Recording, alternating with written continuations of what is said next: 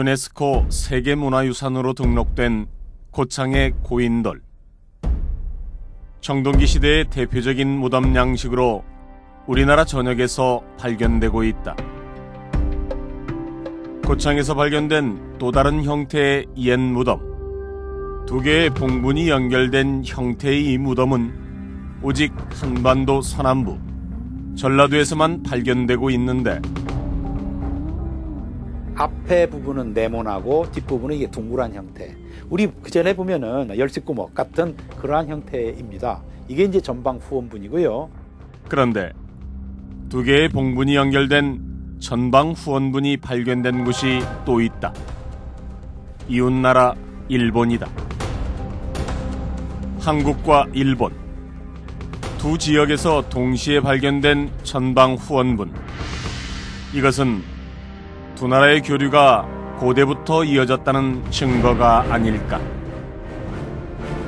고대사에서 한국과 일본의 문화 교류를 엿볼 수 있는 흔적은 이뿐만이 아닌데, 한일 고대 유물에 담긴 한일 문화 교류의 궤적을 쫓아가 본다.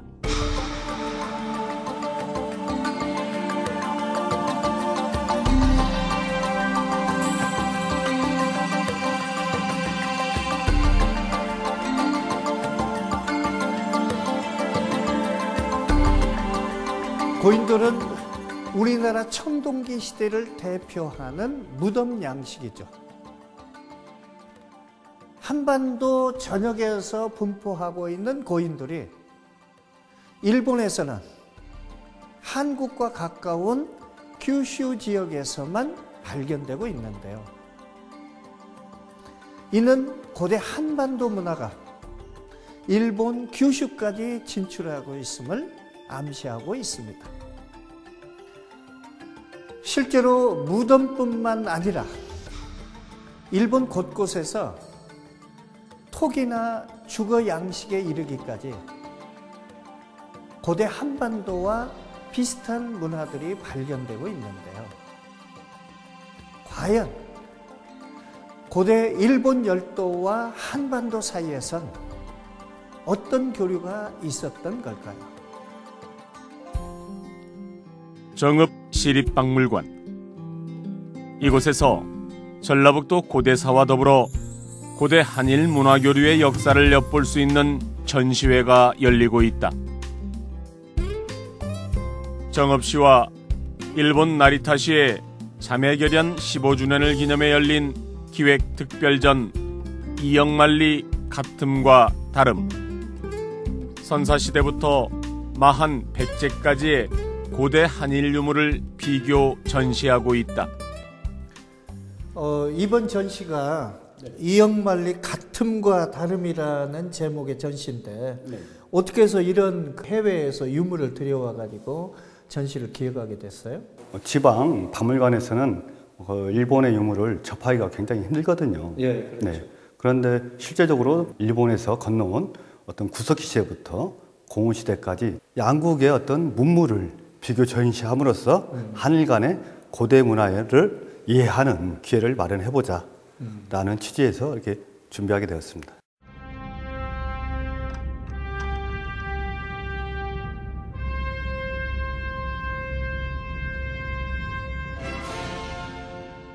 인류 역사가 기록되기 전인 선사시대는 문헌 기록이 없다.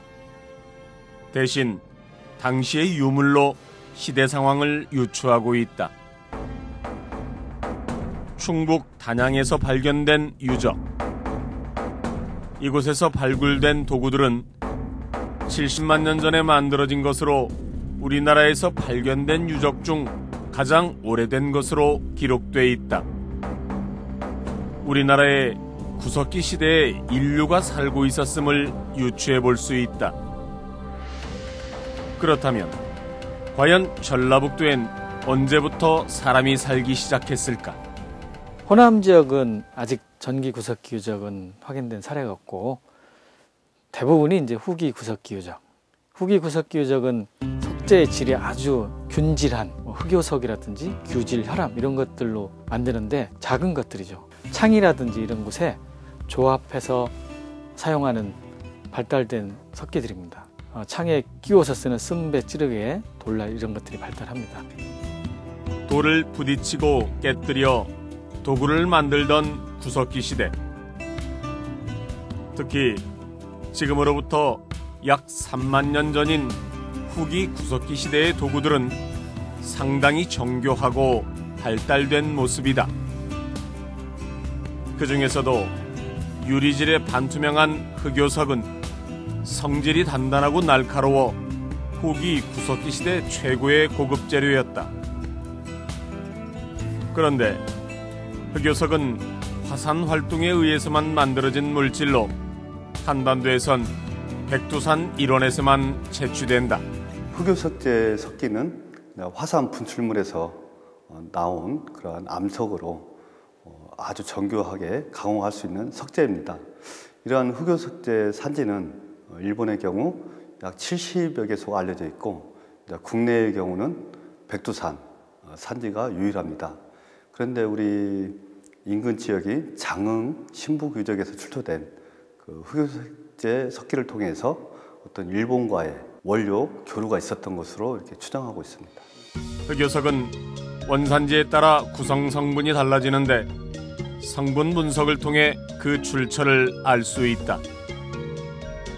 전남 장흥 신부규적에서 발견된 흑요석들은 분석 결과 백두산과 일본 규슈 지역의 흑요석으로 밝혀졌는데 흑요석으로 만든 돌날 등이 발달하는데 이런 것들은 한반도에서도 백두산이라든지 아주 제한된 장소에서만 나오고 일본 열도에서 나오고 있어서 그런 석재를 이용하기 위해서는 교류가 있어야 된다는 얘기인데 서남부 지역, 우리 한반도 서남부 지역에도 이런 것들이 확인된다는 것은 구석기인들이 서로 오고 갔다는 것을 알 수 있고 그래서 일부 학자들은 그걸 구석기인들의 길 이렇게 표현하기도 합니다. 물론 당시에는 해수면이 크게 하강을 해서 빙하기이기 때문에 일본 열도와도 육로로 연결되어 있는 상태였기 때문에 자유롭게 오고 갈 수 있었습니다.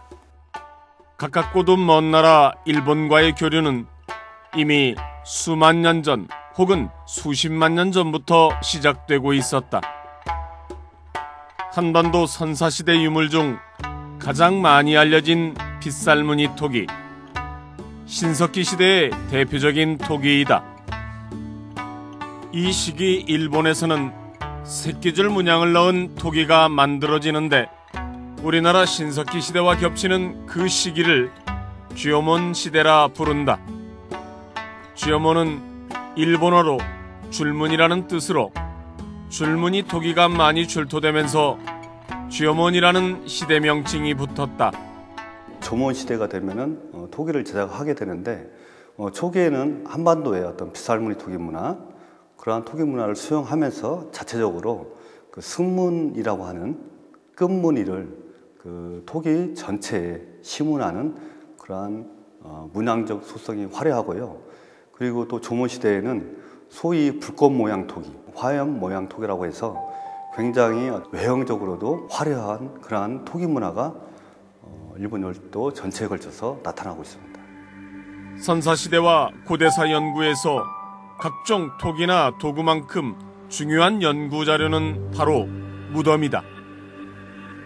고인돌, 옹관묘, 석실묘 등 시대와 지역에 따라 다양하게 나타난 무덤 형태를 통해 옛 사람들의 삶의 흔적을 엿볼 수 있다. 한반도엔 선사시대부터 다양한 형태의 무덤이 존재했는데요. 우리가 알고 있는 무덤의 형태가 구석기 시대에는 존재하지 않았습니다. 무덤의 형태가 나타나기 시작한 것은 사람들이 정착하여 농경 생활을 시작한 청동기 시대였다고 하죠. 그때 당시 무덤은 오늘날처럼 단순히 시신을 매장하는 의미로만 쓰인 게 아니고 정치적, 사회적으로 큰 의미를 담는 의식이었던 것입니다. 때문에 고대 무덤은 당시의 문화와 사회상을 가늠할 수 있는 중요한 척도가 되는 것이죠. 선사시대 대표적인 무덤인 고인돌은 청동기 시대부터 초기 철기 시대까지 나타난다. 우리나라 전국에 분포된 고인돌의 수는 약 4만 기 정도. 전 세계 고인돌의 절반 이상에 해당될 만큼 많은 수다.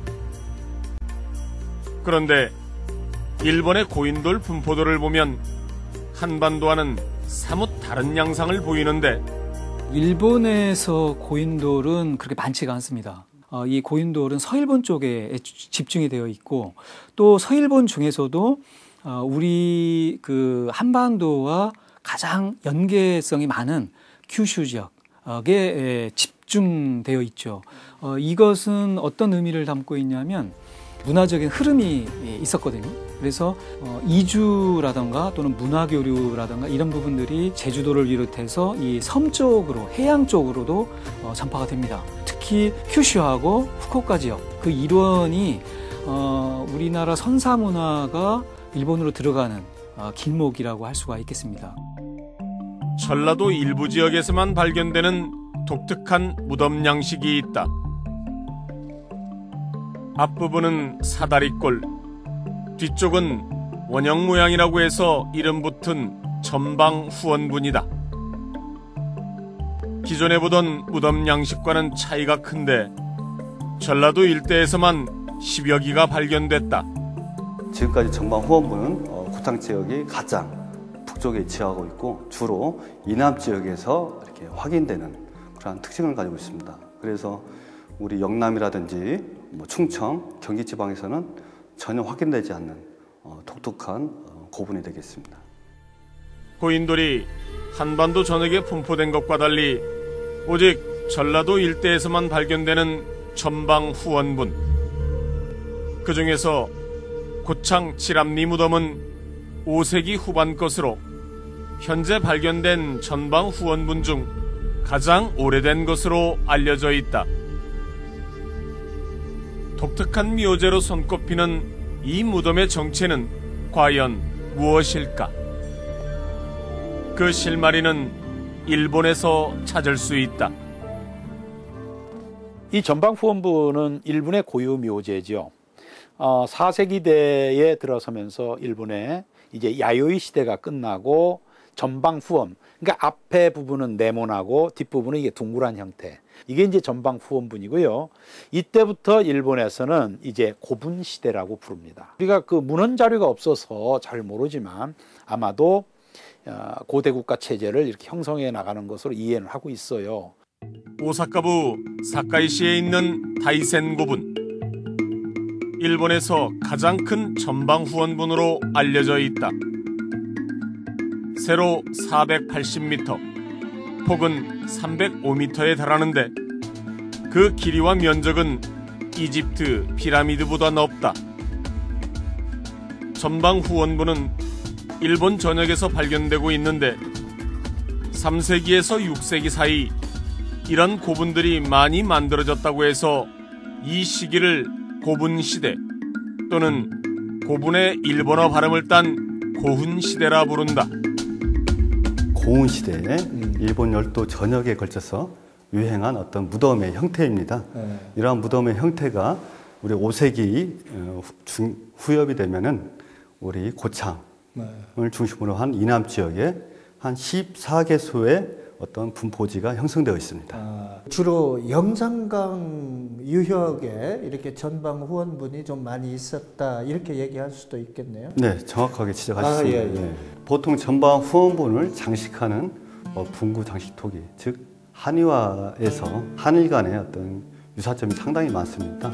여기 전시물에서 볼 수 있듯이 특히 원통형 토기의 경우는 우리 나리타시거하고 또는 고창, 왕총리, 분금에서 나온 거하고 매우 흡사하거든요.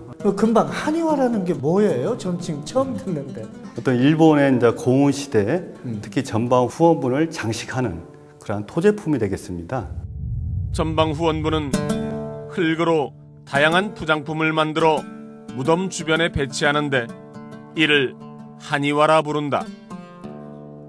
일본의 한의화는 사람, 동물 등 형상의 모양이 다양한 반면 우리나라 전방 후원분에서 발굴된 한의화는 토기 모양이 주를 이룬다. 한국과 일본의 전방 후원부는 이렇게 비슷한 형태를 띠고 있으면서도 조금씩 다른 특성을 보인다. 백제 이전에 이미 한반도에서 많은 사람들, 특히 서남 해안에 있는 이 마한계 세력들이 건너가서 일본의 야요이 문화라고 하는 이 중요한 문화를 성립하는데 아주 기여를 한 거예요. 그게 뭐냐면 마한계의 주구묘, 이런 것들이 일본에 보면 관동 지방에서 구주 지방까지 보편적 묘제로 자리 잡고 있거든요. 특히 일본에서는 지금 말씀드린 이 마한계의 무덤인 주구묘 있죠. 분구묘. 이것이 변화돼서 전방 후원분으로 변화됐다는 게 정설이에요. 전방 후원부는 한반도에서 일본으로 건너간 마한계의 무덤이 자체적으로 발전해 만들어졌을 가능성이 높다는 것이다. 그렇다면 일본 전역에 있는 전방 후원분과 한반도 서남부에서 발견된 전방 후원분은 어떤 관계일까? 여기에서 만들어진 역사적 배경은 아주 다양한 시각이 있습니다. 당시에 무덤 조성이라는 것이 정치 사회적 의미가 큰 시대이기 때문에 왜 전방 후원분이라는 그 형태를 취했는가, 그 다음에 곡에서 나오는 부장품 이런 것들 보면 외에서 유행한 것뿐만 아니고 신라, 백제, 가야, 현지 이런 것들이 다 섞여 있어요. 그런 거에 대한 해석은 여러 가지 할 수 있겠죠. 한국에서 발견된 전방 후원분에는 과연 누가 왜 묻혔을까? 백제에 건너온 일본인일까? 아니면 일본을 다녀온 백제인일까? 지금 그 피장자에 대한 논쟁들은 많이 있어요. 그 피장자가 일본계 사람이냐, 아니면 뭐 이쪽에서 건너갔다 다시 돌아온 사람이냐 하는 그런 논쟁들은 있습니다. 일본의 아주 전통적인 또는 그 로얄 패밀리들만 사용하는 묘제이기 때문에 이게 한반도로에서 발견이 된다는 이야기는 어떻게 보면 상당히 민감한 부분일 수가 있는데, 그와 관련해서는 아직 고고학적인 해석, 문화적인 해석이 지금 필요하기 때문에 전방 후원분에 얽힌 수많은 수수께끼, 그 답을 밝혀내는 건 고고학의 숙제로 남아있다. 다만 한 가지 분명한 건 한일 양국에서 발견된 전방 후원분은 고대부터 한국과 일본이 꾸준히 교류해 왔음을 밝혀주는 명백한 증거라는 것이다. 지금 저 왼편 위에 있는 둥그스름한 네. 이게 돌이죠? 네, 석재입니다. 네, 맞습니다. 돌로 만들어진 둥그스름한 그 가령 500원짜리 동전같이 생긴 이런 돌은 거의 똑같네요. 네, 부안 중막동 제사유적에서 출토된 석재 모조품과 우연찮게도 일본 나리타시에서 출토된 석재 모조품과 형태라든지 또는 재질에서 거의 흡사한 어떤 유물을 이렇게 볼 수가 있겠습니다.